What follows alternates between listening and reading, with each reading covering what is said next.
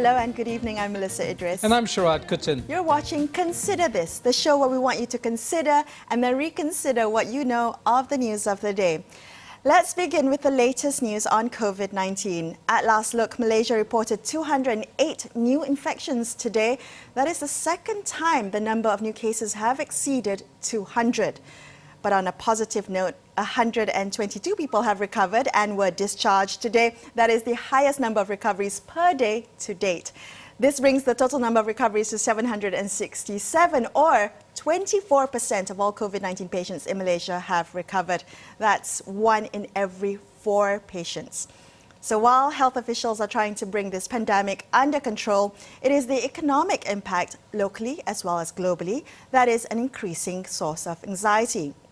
Now, the World Bank recently lowered its forecast for Malaysia's economic growth for 2020 from 4.5% to negative 0.1%. And despite the stimulus packages that have been announced, it will be hard for Malaysia to escape an economic recession in the coming months. What then is the game plan? Joining us live from WTC Kuala Lumpur to help answer that question is Datuk Seri Mustapa Mohamed, Minister in the Prime Minister's Department in charge of the economy. Good evening and welcome to the show tonight. Datuk Seri, critics are saying... Hi, Melisa.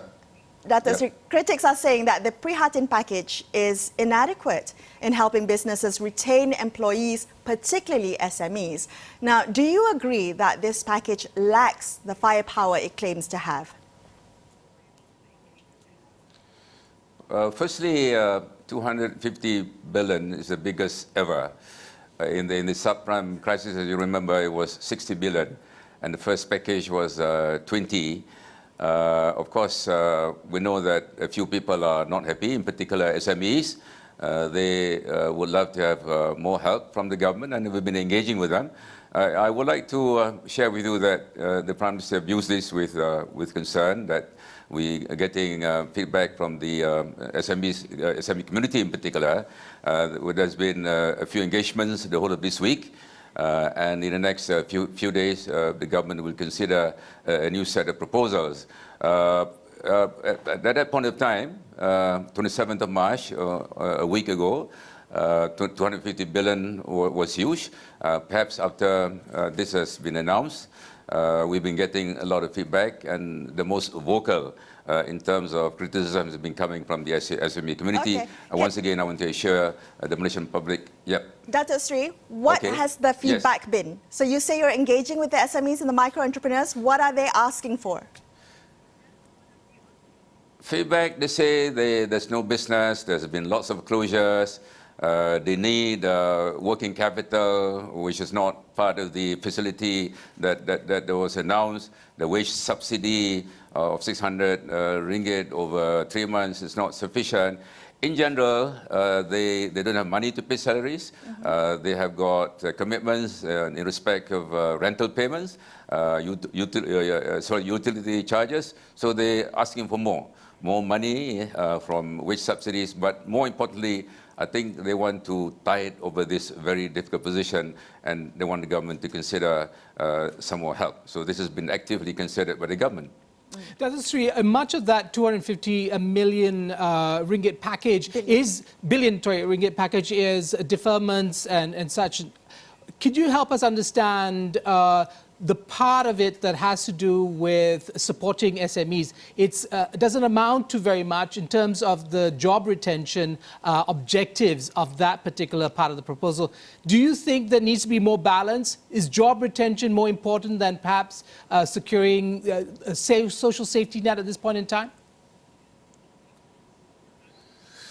Well, the people is important. The B40 in particular, those who have lost their jobs, those who are involved in small businesses, those in the informal sector, this represents a large chunk of the Malaysian population, those earning 4,000 and below. That's a priority to the government. Next will be small and medium enterprises. In terms of help given by the government, the wage subsidy is one.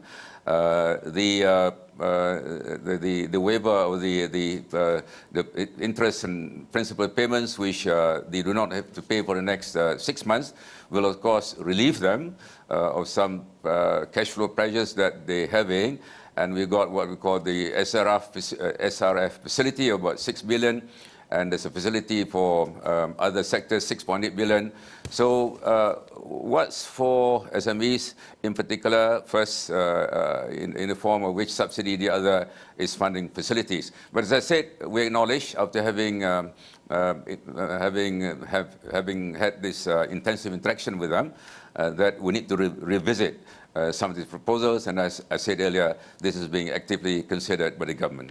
Would it be possible, is it likely that you might see a doubling of that wage subsidy, something that's been spoken about by various critics as well as the SME representatives? That would be certainly useful for them, but of course it's got to be carefully considered by the government. We have to look at the government's financial situation. Of course, it is important to preserve jobs.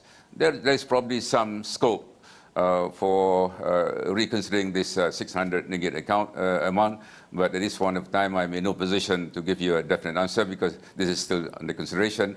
But once again, in the next few days, there will be a decision made by the government on this very important subject. And on that note, Datuk Seri, I mean, to some observers, they may think that that's not soon enough, that there seems to be a lack of urgency because you said there's a special cabinet meeting. So there was a special cabinet meeting scheduled for tomorrow. There's a second meeting set to take place on Sunday, and then all of that is going to be reported to the Prime Minister in the Economic Action Council meeting on Monday. Is this urgent enough? Is this help coming soon enough? Well, today is Thursday, tomorrow is Friday, as you know, and Monday is not too far away. We have to give thorough consideration. We have seen most of them in the last few days. We had a meeting yesterday, and the Ministry of Finance is refining some of those proposals, and hopefully by Monday we'll get there. That's not too far away. I'm sure SMEs, Melisa, can wait 3-4 days. So we'll have to wait with bated breath to find out. It's not an issue at all. Okay, we'll find out more on Monday. Okay, we're going to take a quick break and we're going to come back and continue this conversation right here on Consider This, so don't go anywhere.